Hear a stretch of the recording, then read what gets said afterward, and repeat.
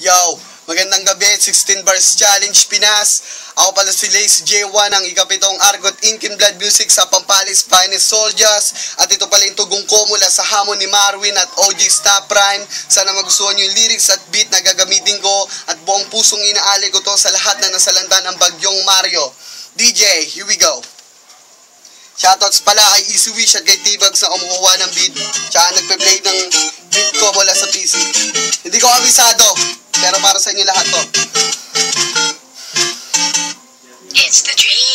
Marahil siguro yung isip ko ba ganito ang bayong ginagamit sa rima para lang ba maniwala o masabi na nakasan. Di lang na rumagasa ito na ako sa sagasa para na malaman mo na talaga naman na malupit ang parang bibitawan. Hindi na malulunan sapagkat ang pinagdaanan. Hindi na basa-basa asa-asa tatasay. Babatuhan ko na lang o tatabunan ko na lang o tatawanan ko na lang. Dahil doon sa post ipaparin ko sa buang. Sapagkat ang dami nagsabi na di daw kaya lumaroon sa pinarakan. Lumayo ko sa amin tinasino papalaki o masay na awi natin. Hindi na maabak at sa amin na parang nahanap na hindi mo na makita. Pinipilit na makuha, pinipilit mo unahan, pinipilit na magkaya sa arera pabilis sa ba't ba nang hihina. Tignan na lang ang mga bala. Paano mo naman nasabi na walang kwenta, we? Dami-dami na napugutan ng dilan na dalawa sa aramihan. Mga bata na hindi ko na mabilan, dinaan ako sa lupa. Binaril ang mga letra na hindi na gumawa pa. Akala mo siguro habang buhay na nasa baba ang tulang ko tama ng tinatawag nila na huwag. Ngayon ay panoorin ko paano tatapusin ang mga alabang ko na gumugulo na nakakubal.